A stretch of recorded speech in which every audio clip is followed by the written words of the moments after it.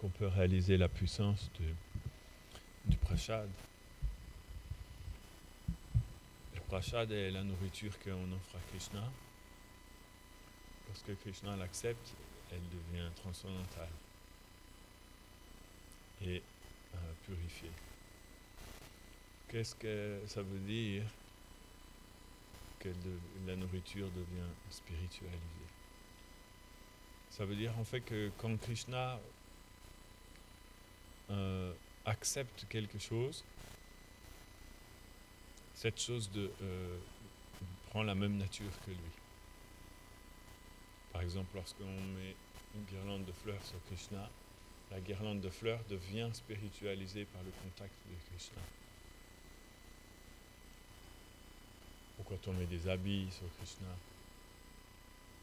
ou quand on lui offre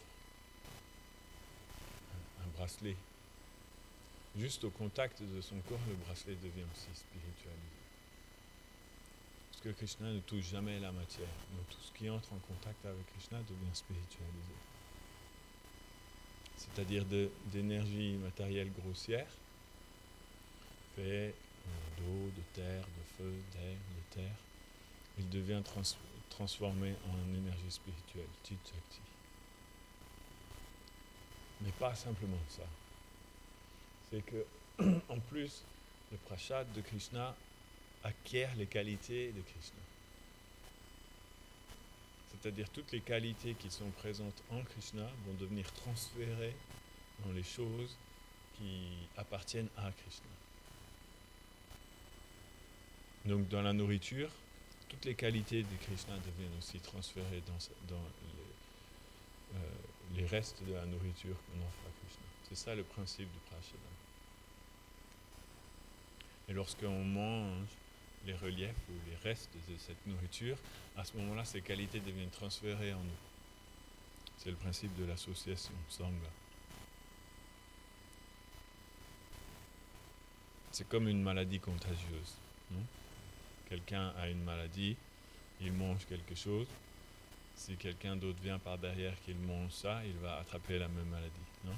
Et l'autre personne qui mangera ensuite ce que cette personne a mangé va aussi attraper la maladie. Ça, c'est au niveau de la contamination matérielle, de la maladie, mais au niveau spirituel, ça fonctionne de la même manière. Et plus encore, parce qu'en fait, là, c'est juste un virus qui est transmis. Mais lorsque Krishna accepte la nourriture, c'est toutes ces qualités qui deviennent transmises dans la nourriture. De la même manière, lorsque on met un collier sur Krishna, le collier que Krishna va porter autour de son cou va acquérir toutes les qualités spirituelles de Krishna. Et Krishna a des qualités spirituelles infinies, par leur nombre et par l'amplitude de chacune de ces qualités. Chaque qualité que Krishna a est infinie en elle-même. Et ensuite, si ce collier est donné par exemple à un dévot, et que le dévot porte autour de son cou ce collier, le collier possède qu'il a imprégné toutes les qualités de Krishna. Et lorsqu'on porte sur nous, on devient aussi purifié. Et toutes ces qualités vont commencer à dépeindre dans notre cœur aussi. C'est pour ça un des éléments aussi importants de la dévotion, c'est que les Vaishnavas acceptent les choses qui ont été offertes à Krishna. Le plus souvent, on accepte les fleurs qui ont été offertes à Krishna. Tous les jours, on reçoit les fleurs, on sent comme ça. La nourriture qui a été offerte à Krishna. Les feuilles de tulasi qui ont été offertes au pied de Krishna. Parfois, on oublie un peu. On devrait au moins manger chaque jour une feuille de tulasi. Il y a beaucoup de miséricorde dans les feuilles de tulasi. Si on veut développer du goût pour chanter le saint nom de Krishna, il y a beaucoup de miséricorde dans les feuilles de tulasi, même si on ne s'en rend pas compte. Parce que tulasi est très cher à Krishna. Donc quand elle est offerte au pied de Krishna, il y a une une symbiose très belle qui est accomplie, une très belle harmonie. Et tout le site devient encore plus merveilleusement chargé de qualité qu'elle était déjà avant d'être offerte à Krishna. On sent aussi l'encens qui a été offert à Krishna. On reçoit les mèches qui ont été offertes à Krishna, les lampes qui ont été offertes à Krishna. Et de temps en temps, mais plus rarement, on reçoit un objet qui a été offert à Krishna. Non ? Vous avez déjà reçu des objets qui avaient été offerts à Krishna ?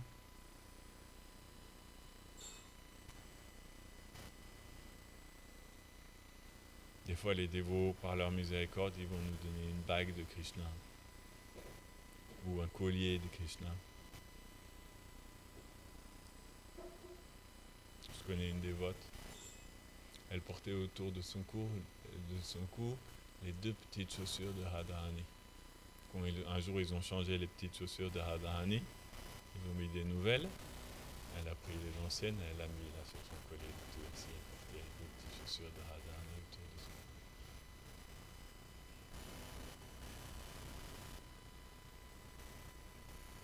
cou. Non, moi j'ai reçu beaucoup. J'ai plein de choses avec moi. J'ai des boucles d'oreilles de Gauranitai. J'ai une couronne de Radharani, petite Radharani, à Vrindavan. C'est une couronne qui avait été donnée par Yamuna Devi à un dévot. Il y a longtemps, à l'époque de Prabhupada. Elle avait pris une couronne de Radharani, elle l'avait donnée à ce dévot-là. Et ce dévot-là l'a donnée à un ami à moi.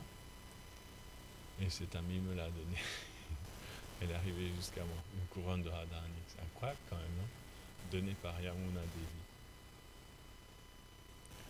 J'ai reçu aussi plein de choses. Comme ça. Et au monde spirituel, en fait, Radha et Krishna, chaque jour, ils ont des nouveaux habits. Parce qu'ils sont un prince et une princesse, non ? Mère Yashoda fait faire des nouveaux habits chaque jour pour Krishna. Radharani aussi, elle a des nouveaux habits chaque jour. Ils ont des couturiers personnels. Yashoda, chaque jour, elle commande aux couturiers de Nandagram des nouveaux vêtements pour demain pour Krishna.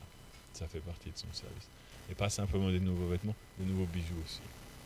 Chaque jour, Krishna a des nouveaux bijoux, nouveaux colliers. Peut-être certains, ils gardent aussi. Ils peuvent porter jour après jour, mais chaque jour, il y en a des nouveaux aussi. Donc, Mère Yashoda, elle ordonne chez les orfèvres de Nandagram, demain, on va faire tel collier, tel collier. Donc, pendant la journée, elle a du service aussi pour Krishna. Il faut qu'elle confectionne, qu'elle conçoive un nouvel habit pour demain pour Krishna. Et on pourrait se poser la question, alors, mais qu'est-ce qu'ils deviennent tous ces habits de Krishna si chaque jour, il a un nouvel habit ? La réponse est qu'en fait, Radha et Krishna le donnent à leurs associés. Krishna donne à ses amis, les pâtres. Et Radharani donne à ses servantes ses robes, ses chaudis, ses voiles, ses bracelets, elle distribue. En fait, ça fait, comme il y en a tellement, ça fait que les gopis, elles sont toutes habillées en fait, avec les anciens habits de Radharani. Ça leur apporte une grande félicité en fait, quand elles portent les anciens habits de Radharani. On a même le droit de faire, en tant qu'un dévot, de porter les habits des murtis. Non ? Par exemple, une fois j'avais offert à Rasa Manjari une chada des murtis. Une fois à Nandagram, en 2000, en janvier 2000, quand je me promenais dans la rue, j'ai vu un vieux monsieur. Il était habillé avec des vêtements comme des vêtements de murti. C'était jaune, bariolé, tout ça. On voyait que c'était des vêtements qui avaient appartenu au murti. Il avait une kurta jaune. Jaune citre, jaune d'or. Et avec des petits trucs comme on met sur les habits des murtis. Ça lui faisait un air extraordinaire. Donc on a le droit de porter les vêtements Nimurti aussi sur nous. Malheureusement, la plupart du temps, ils ne sont pas exactement à notre taille, mais des fois ça arrive. Parfois les Vaishnavas donnent aussi leurs affaires à des disciples ou à des dévots plus jeunes. On reçoit des affaires du maître spirituel ou des affaires de tel Vaishnava, tel Vaishnava. Ça arrive.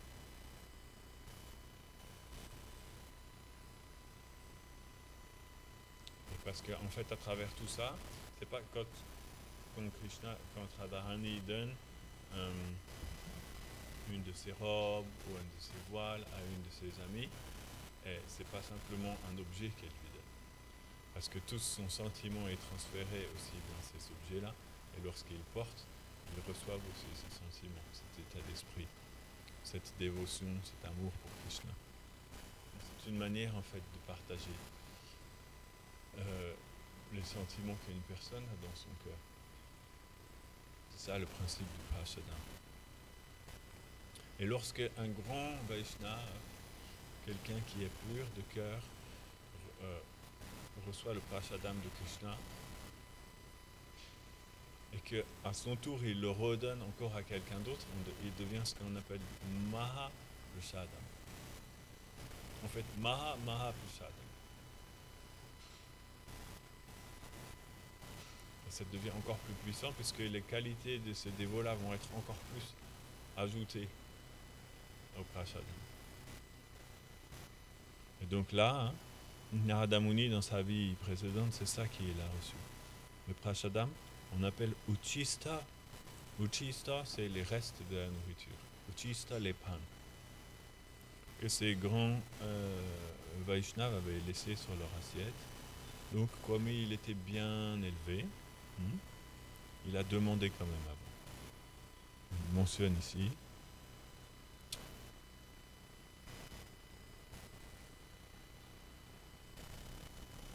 Après avoir obtenu la permission de le faire, j'ai mangé les restes de la nourriture.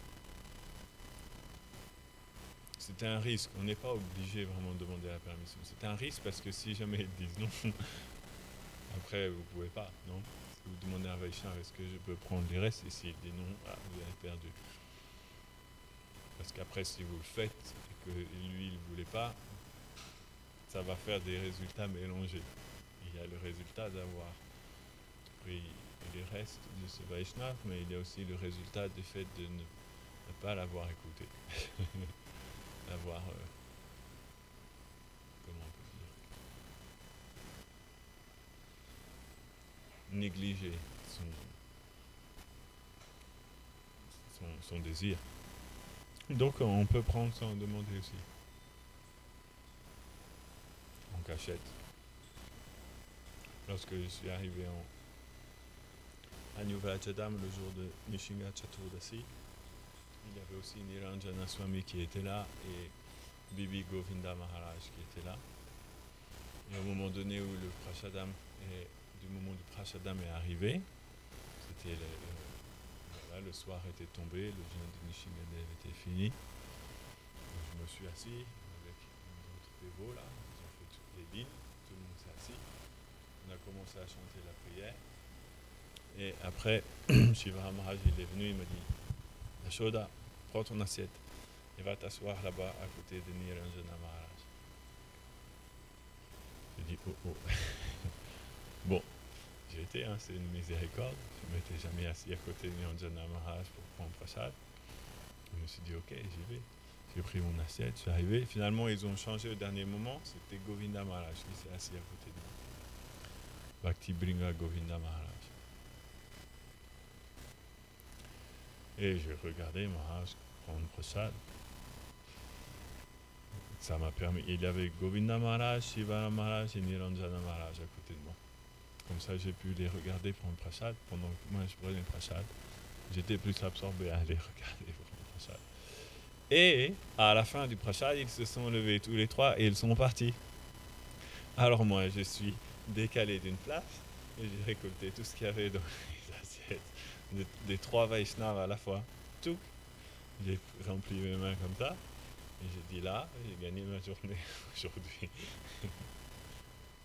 Et après, j'ai mangé ça. Directement dans l'assiette, c'est très spécial.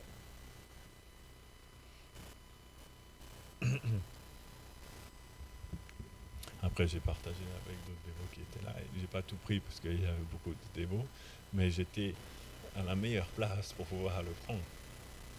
Puisque avant même que les autres dévots soient venus, j'ai tout de suite vu tout. Il y avait un ladou encore, et il y avait ça.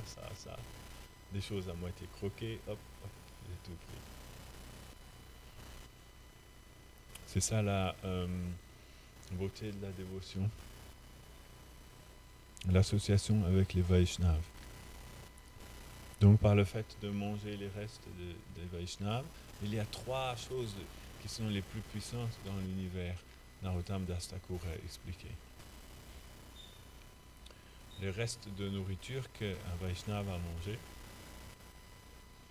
Lorsqu'on dit un Vaishnava, dans ce contexte-là, on dit quelqu'un qui est pur, dont le cœur est pur.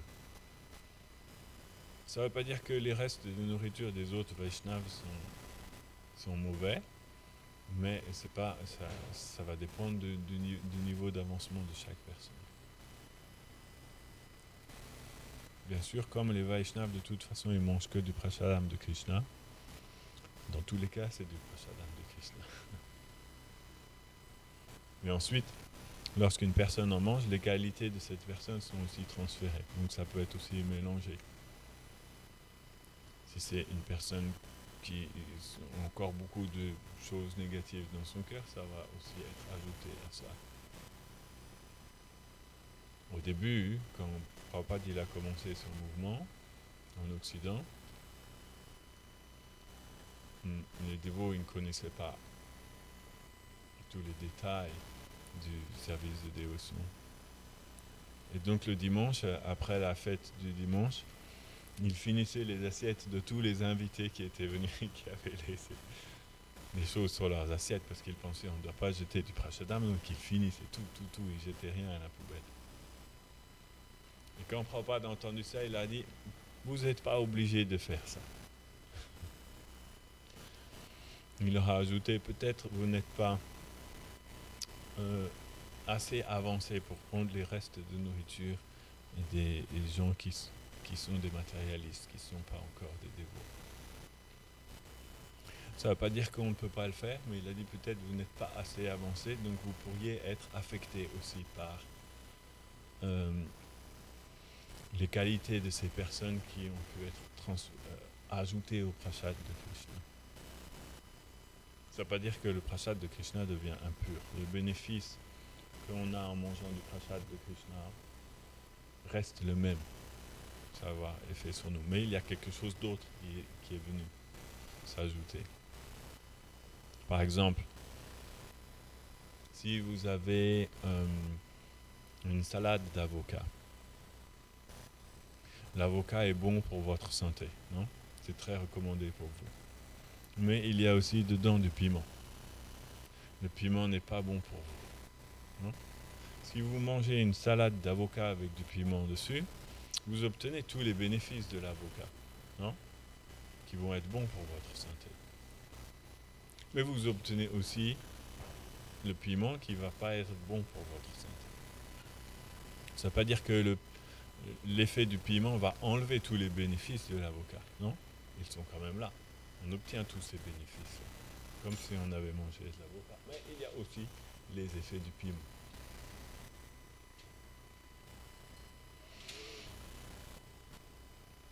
La deuxième chose qui est extrêmement puissante pour purifier le cœur, c'est l'eau qui a lavé les pieds d'un Vaishnava. Ça, c'est assez rare d'obtenir, non ? Normalement, on n'obtient que le jour du Versa Puja. Parce que c'est rare que les Vaishnavas acceptent qu'on leur lave les pieds. Surtout de nos jours en Occident. Si c'était en Inde, ça arrive plus souvent. Parce que les gens veulent toujours laver les pieds en Inde. Ça m'est arrivé une fois. On allait dans la campagne, dans un petit village pour faire un programme et on s'est arrêté sur le bord de la route. Et là, il y avait une famille de paysans, ils nous ont invités dans leur maison. Ils nous ont donné des grosses citrouilles de leur champ. Et après, la grand-mère est venue et elle a apporté un récipient comme ça, en inox, et elle nous a dit mets tes pieds là, elle voulait baigner nos pieds.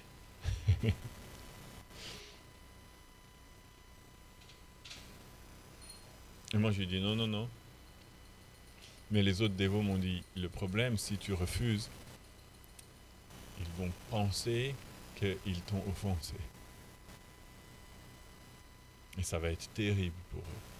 Parce que pour eux, si un Vaishnav vient chez eux et qu'il refuse qu'il lui lave les pieds, c'est de mauvais augure complet pour eux.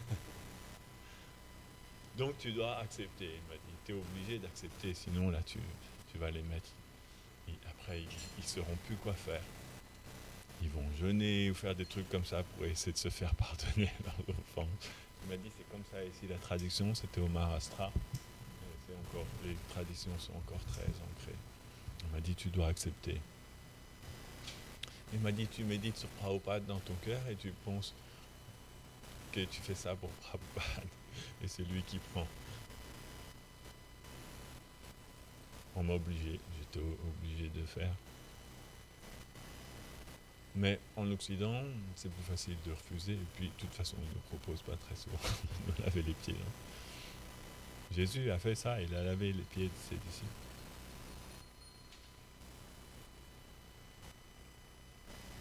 Dans le temple de Jagannath Puri, avant l'entrée du temple, il y a un bassin pour les pieds, un peu comme dans les piscines municipales. Vous savez, quand vous allez dans les piscines municipales, il y a un bassin pour les pieds avec de l'eau courante, en fait.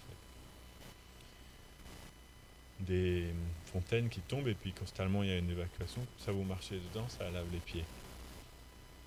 Et il y avait un associé du Seigneur Chaitanya Mahaprabhu, lui, il était très intelligent. Quand il voyait que tous les dévots allaient au temple, après,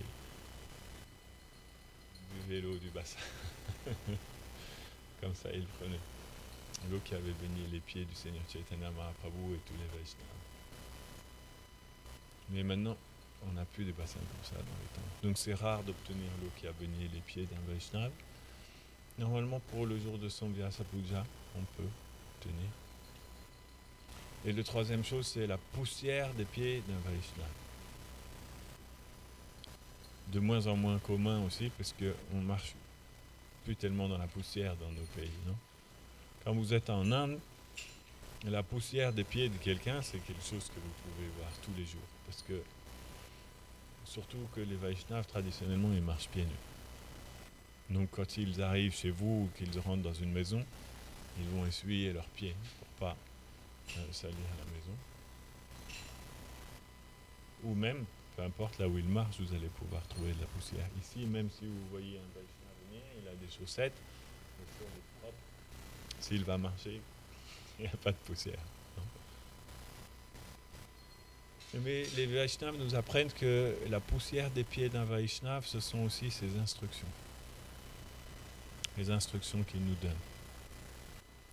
Donc lorsqu'on suit ces instructions, c'est considéré comme le fait aussi de mettre la poussière de ses pieds sur notre tête. Et finalement, ça a un sens profond aussi parce que si nous faisons que ramasser la poussière des pieds d'un Vaishnava, la mettre sur notre tête, mais lorsqu'il nous donne une instruction, on ne le fait pas, ça n'a pas beaucoup de sens non plus. Non ? C'est un petit peu du cinéma. On dit, oh, ramasser la poussière des pieds de Vaishnava, on met comme ça sur notre tête et après il nous demande de faire quelque chose, on ne fait pas. Ça veut dire que le sentiment avec lequel on ramasse la poussière n'est pas très profond. De façon générale, ces trois choses-là, les restes d'un Vaishnava, l'eau qui a nettoyé ses pieds et la poussière de ses pieds, d'impurs dévots, elles sont très puissantes.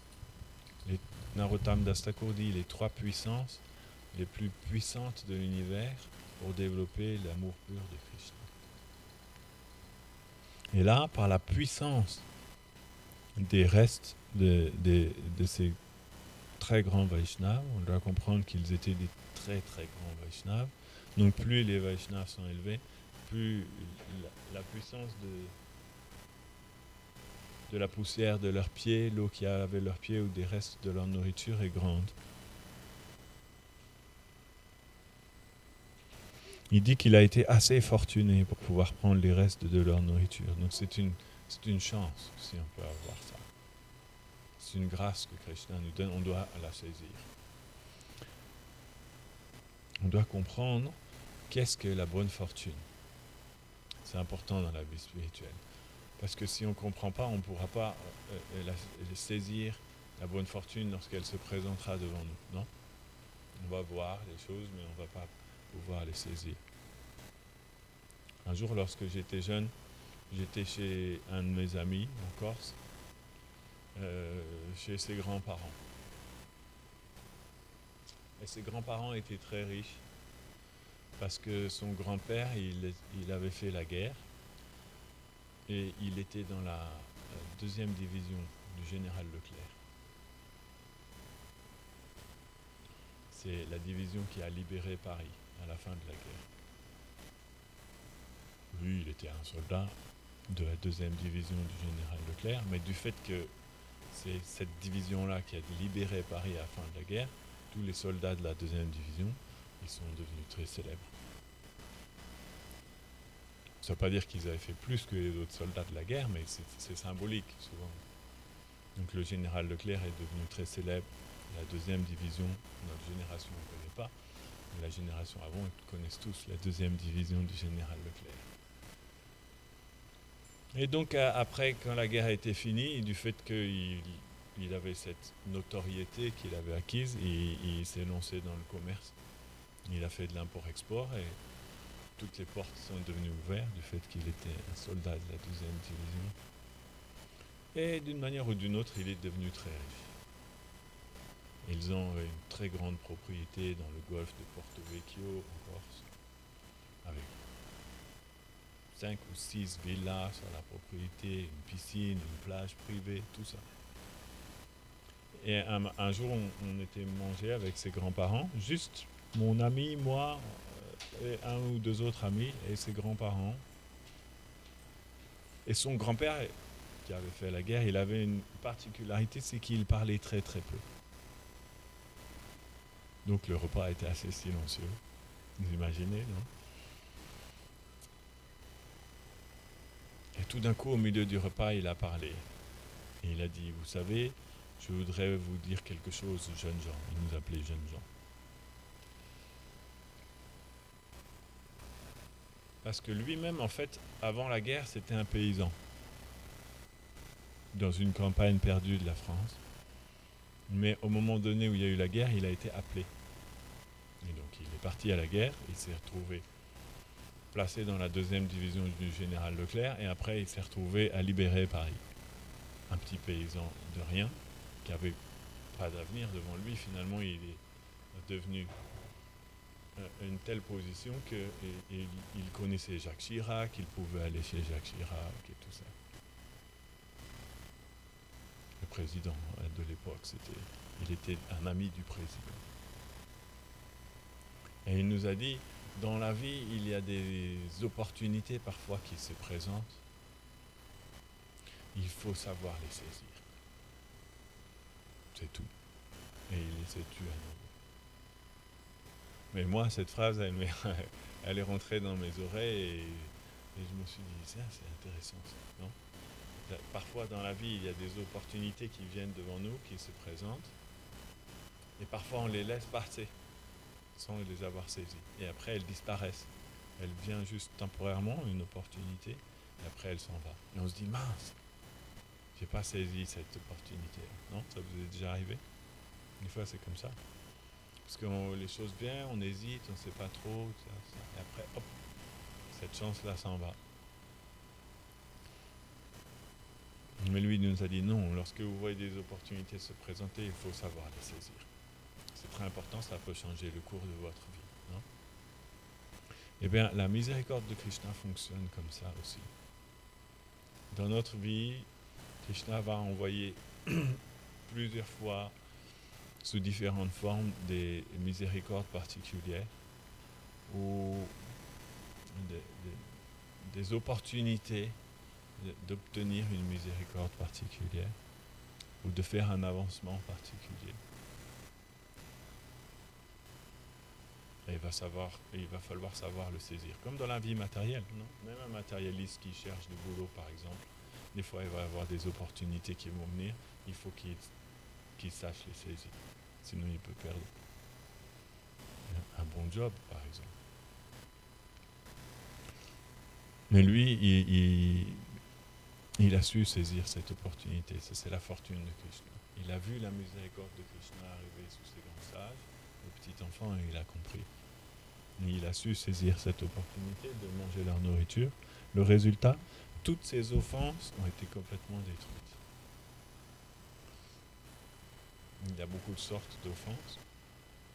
Les offenses, en fait, il explique ici, ce sont des choses qui nous empêchent, en fait, de bénéficier de l'association avec Krishna. On appelle en sanskrit aparada. Ça veut dire apa, rada. Apa, ça veut dire qui est opposé à, ou qui ne plaît pas à Radha, c'est Radhani. Qui ne plaît pas à Radhani, on appelle aparada. Ou bien qui est opposé au sentiment de Radhani. Si vous faites quelque chose qui est opposé à son sentiment, vous n'allez pas faire du progrès spirituel.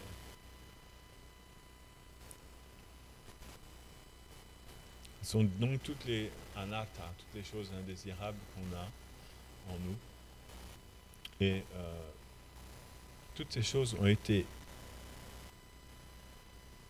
complètement détruites par le fait de manger ces restes de nourriture.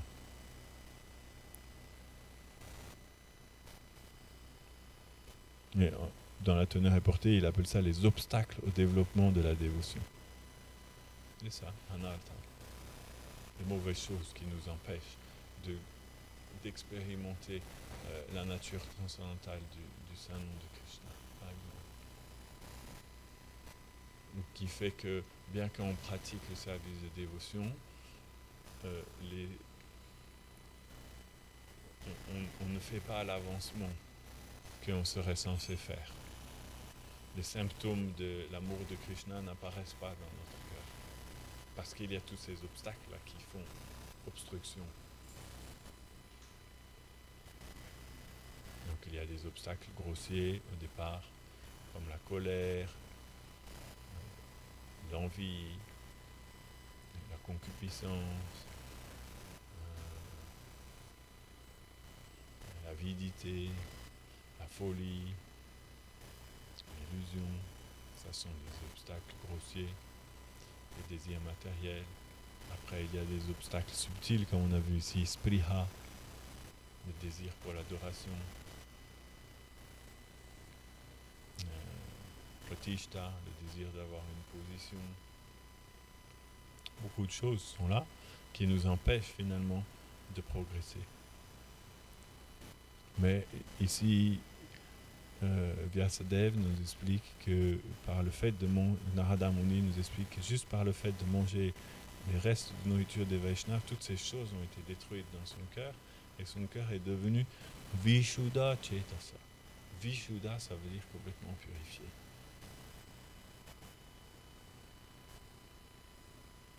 Sans effort. Parce que c'est pas difficile de manger les restes de la nourriture des Vaishnavas, non ? Même écouter une classe, c'est pas difficile. Donc c'est un principe susukam. Krishna dit dans la Bhagavad Gita, Raja Guhyam. Ce savoir est le roi de tous les savoirs. Et l'accomplissement de ce processus de la dévotion est très joyeux en lui-même, susukam. La pratique de la bhakti, c'est assez joyeux, non ? On se lève, on chante, on fait de la musique. Parce que si vous allez dans le monastère chrétien, c'est plus austère. Ils n'ont pas du prashad comme nous on a. Ils ont la soupe et une pomme. matin, midi et soir. Et ils ont moins de confort. Et ils ne dansent pas dans les kirtans comme nous on danse. Donc c'est un petit peu plus difficile, plus austère. Mais le service de Krishna est très joyeux, facile à accomplir. On entend beaucoup de choses merveilleuses.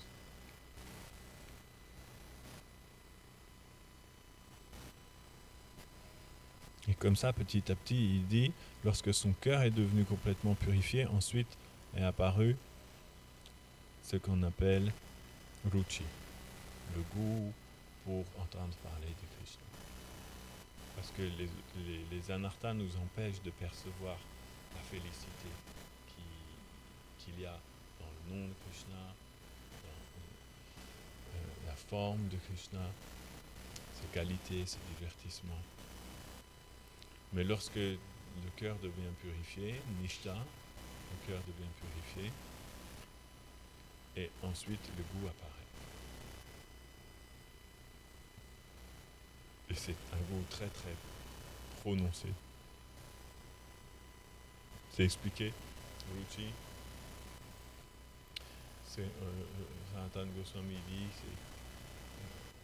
il a le sentiment de ne pas avoir assez de deux oreilles pour écouter le nom de Krishna. Il dit, il y a tellement de nectar dans ces deux syllabes, Krishna. Il y a tellement de nectar que malheureusement je n'ai que deux oreilles pour essayer de récolter ce nectar. Et puis c'est pas assez, il me faudrait des millions d'oreilles. Comme ça je pourrais récolter plus de nectar. C'est comme si vous allez cueillir des mûres par exemple. Vous cueillez des mûres, quand vous les cueillez, c'est tellement bon que vous vous dites il faut que j'arrive à tout cueillir, non? Et donc moi quand j'étais petit on faisait ça, c'était une de nos divertissements d'enfance. Pendant l'été on allait cueillir les mûres.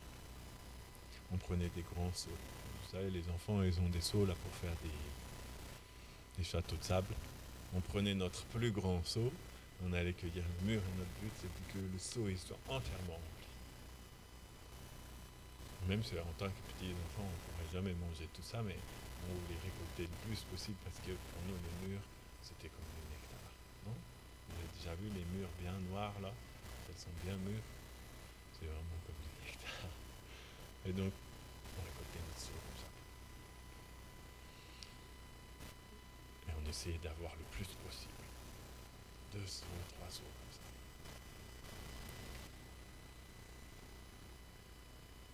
Parce qu'on avait le goût. Quand on a le goût pour quelque chose, on voudrait en avoir le plus possible. Donc Sanatana Goswami, il dit la même chose, il dit mon récipient est trop petit. 2 petites oreilles, quelle quantité de nectar je peux récolter avec ça? Il me faudrait avoir des millions d'oreilles. Comme Brahma, vous savez, il a 8 oreilles, parce qu'il a 4 têtes.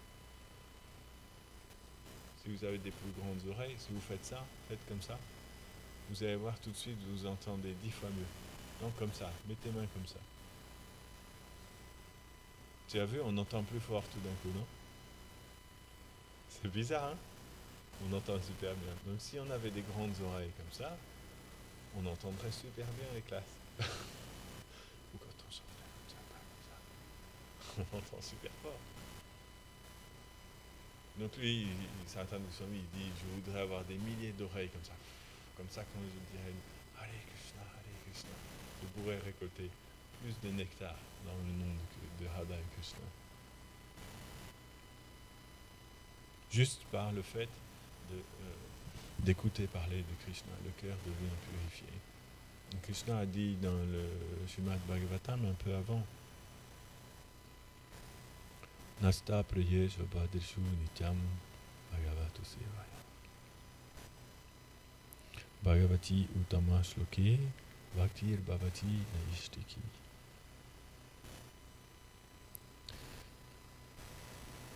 C'est très important d'entendre parler de Krishna. Le Srimad Bhagavatam est une opportunité qui se présente devant nous tous les jours. En fait,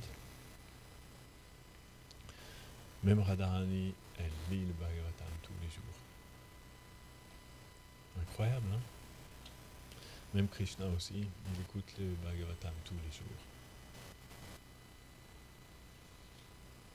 Vous saviez ça?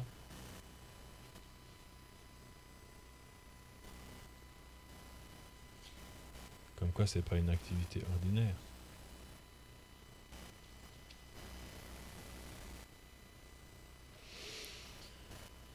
Ils écoutent parce que pour eux, c'est un nectar incroyable lorsqu'ils entendent parler de Krishna.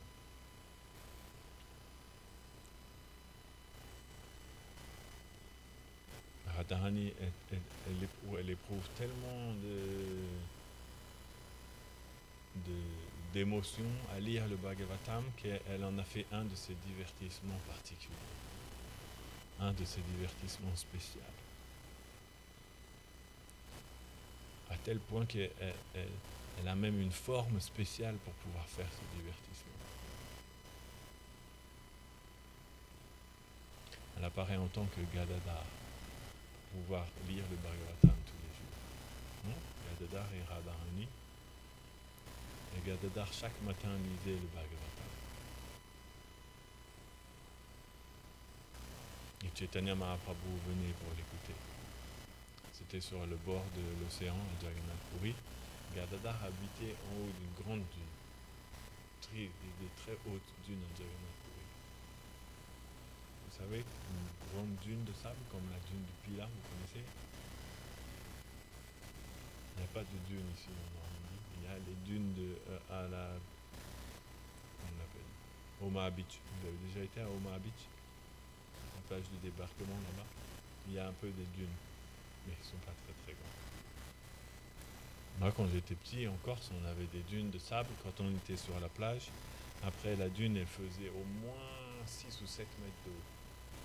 Et notre campement, avec nos tentes, ils étaient là, tout en haut. Avec mes parents, là où on avait passé les vacances.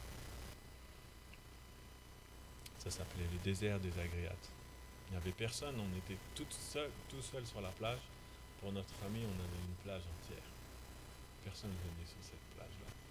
Parce que c'était perdu.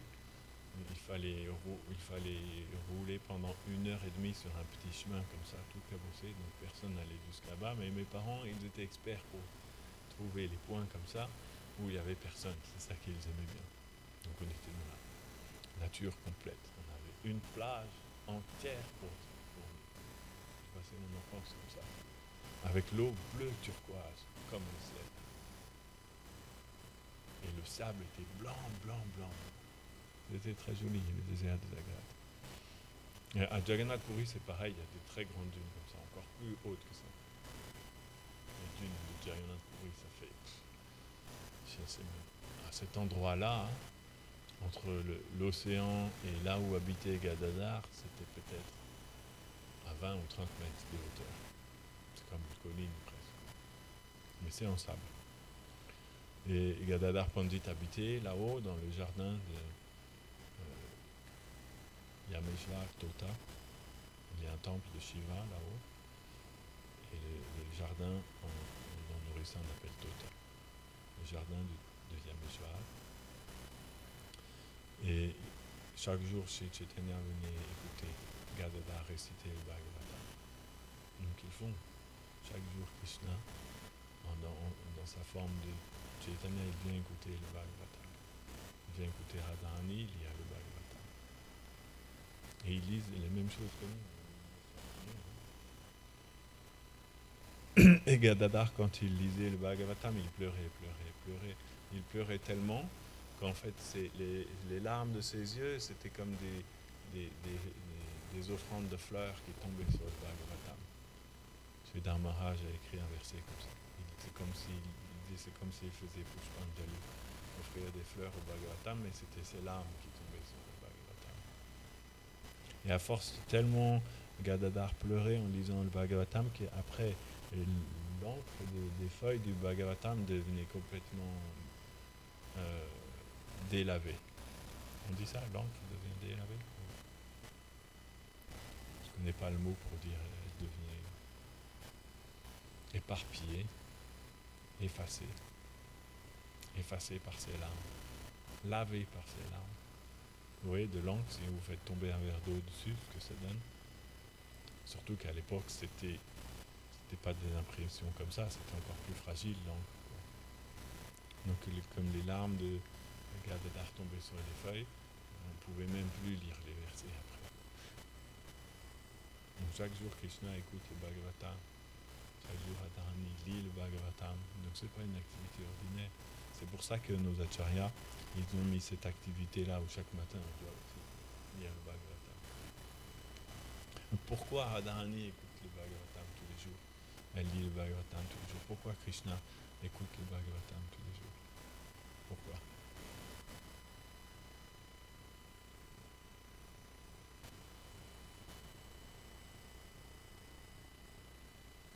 Elle aime bien entendre parler de Krishna. Pourquoi? La réponse est là dans ce verset. Nasta prayes vabadeshu nityam bhagavato sevaya. Pas celui-là, l'autre. Page 74, verset 18. Le verset 18 du deuxième chapitre, c'est un verset que les dévots doivent connaître. Parce que normalement, avant de réciter le Bhagavatam, on récite ce verset. Vous pouvez lire. Plus les impuretés du cœur sont détruites, plus l'attachement indéfectible pour entendre les gloires du Seigneur grandit, ce qui génère la dévotion dans le cœur. Le service constant au Vaishnav ainsi que l'écoute continue du récit du Srimad Bhagavatam, qui traite exclusivement des qualités et des actions du Seigneur, détruisent presque toutes les impuretés qui recouvrent le cœur et entraînent un attachement constant pour Sri Krishna, la source de toutes les gloires.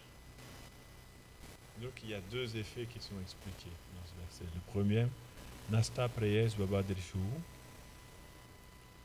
nityam bhagavata sevaya. Par le fait de servir sevaya, le Bhagavatam chaque jour, en l'écoutant, toutes les impuretés du cœur sont détruites. On appelle abhadra. C'est l'inverse de badra. Badra, ça veut dire de bon augure, comme mangala. Et quand on met un A devant les mots en sanskrit, ça fait comme en français, ça fait l'opposé. Donc abhadra, c'est ce qui est de mauvais augure. Comme on dit amangala, c'est aussi de mauvais augure. Nasta, ça veut dire détruit. Nasta prayesh abhadrishu. Ça veut dire le fait d'écouter le Bhagavatam, ça détruit toutes les choses de mauvais augure dans notre cœur. Donc tous ces obstacles qui nous empêchent d'expérimenter l'amour pour Krishna vont être détruits par l'écoute du Bhagavatam. Mais ça ne peut pas être la raison pour laquelle Radharani écoute le Bhagavatam. Parce qu'il n'y a pas de choses de mauvais augure dans son cœur. Il n'y a aucun anartha dans son cœur. Dans le cœur de Krishna non plus, non? Donc c'est pas pour ça qu'ils écoutent le Bhagavatam. Leur cœur est déjà pur, suprêmement pur. C'est pour la deuxième raison. Bhakti bhavati naishtiki. Bhakti bhavati naishtiki, ici, c'est expliqué, plus l'attachement indéfectible pour entendre les gloires du Seigneur, ce qui génère la dévotion dans le cœur. Grandit, pardon, j'avais oublié. Plus l'attachement indéfectible pour Krishna grandit. La dévotion se manifeste dans le cœur. Et il a redit encore la même phrase à la fin de la traduction. Entraîne un attachement constant pour Sri Krishna. Srila Prabhupada, dans sa traduction, il met la dévotion devient établie comme un fait irrévocable dans le cœur. Naishtiki, ça veut dire elle devient établie de façon très ferme. Vous ne pouvez pas l'enlever ensuite. En fait, le principe, c'est que en entendant parler de Krishna, Krishna devient établi dans le cœur.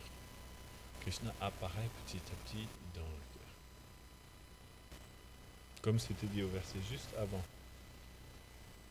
Shinvatas vakata Krishna punya shravana kirtan. Ridyantasto abhadravi. Vidunoti suriswaram.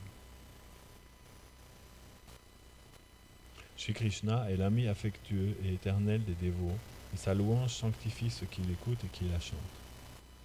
Il demeure dans le cœur de ceux qui entendent les récits de ses gloires et détruit toutes les mauvaises tendances de l'âme. comprenez? Hridya anta sta. Hridi, ça veut dire le cœur. Anta, ça veut dire à l'intérieur. Et sta, ça veut dire se tenir. Hridya anta sto. Donc lorsqu'on entend parler de Krishna, Krishna apparaît dans le cœur. Il dit ici, il demeure dans le cœur de ceux qui entendent. C'est pour ça que Radharani lit le Bhagavatam. Parce que plus elle lit le Bhagavatam, plus Krishna apparaît dans son cœur. Et on doit comprendre que ce principe de l'apparition de Krishna dans le cœur, c'est pas que Krishna apparaît une fois dans le cœur et puis c'est fini. Parce que Krishna est illimité. Et il peut apparaître de plus en plus dans le cœur, à chaque jour. Même dans le cœur de Radharani, Krishna peut apparaître de plus en plus chaque jour. Vous comprenez? Ça n'a pas de fin. C'est pas qu'un jour Krishna devient apparu dans notre cœur et puis ça y est, il est là. Oui, c'est déjà bien. Mais si on continue, il va apparaître encore plus de nous. Et encore plus. Et encore plus. Chaque jour, il va devenir de plus en plus présent dans notre cœur. C'est pour ça que Radha et Krishna écoutent même le Bhagavatam, lisent le Bhagavatam. Parce que Krishna ainsi, il apparaît dans le cœur. C'est dit aussi dans le 2e verset du Bhagavatam.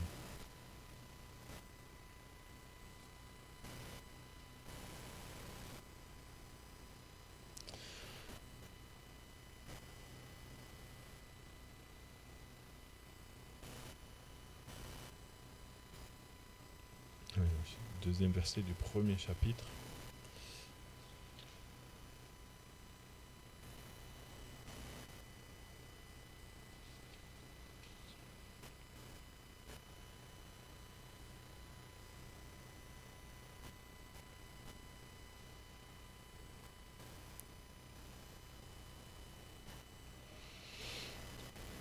Dharma projito koitavotra paramo niyamasaranam satam. Vidyavastavam atarvastu shivadam tapa trayon mulanam. Shrimad Bhagavati Mahamunikriti Kimva Parai Ishvaraha. Sadyo Viridya Varudhayate Tra Kritibi Shushrushubi Statkshama. C'est ces paroles-là. Sadyo Viridya Avarudhyate. Ça veut dire, si vous tournez la page, vous allez en bas de la traduction du verset, et c'est marqué ici, quand, vous trouvez, quand ce merveilleux Bhagavatam qui enchante l'âme est écouté avec attention, une attention pleine d'extase, alors le Seigneur suprême Krishna est instantanément captivé pour toujours par le lien de l'amour divin. Et dans le cœur de ces âmes bénies, que sont les kriti, les hommes vertueux, et les shushushu qui écoutent avec ça. C'est puissant l'écoute du Bhagavatam.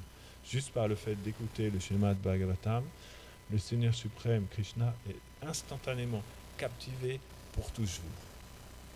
C'est pour ça que Radharani écoute le Bhagavatam en tant que Gadadhar. C'est pour ça que Chaitanya Mahaprabhu chaque jour écoutait le Bhagavatam. C'est pour ça que Prabhupada a traduit le Bhagavatam. Il connaissait la puissance du Bhagavatam. Il connaissait la puissance de ce message et il savait que si juste les gens veulent bien écouter ce message, Krishna va apparaître petit à petit dans leur cœur. Donc c'est une opportunité qui nous est donnée chaque jour. Nous devons la prendre et la partager avec les autres. Essayer de faire en sorte que plus de personnes puissent écouter le Bhagavatam aussi chaque jour. Ok, je vous remercie. L'heure a tourné. Shri Shri Gaura Nitai ki jai, Shri Nanda Shri Ragopal ki jai, Shri Shri Radha Mohan ki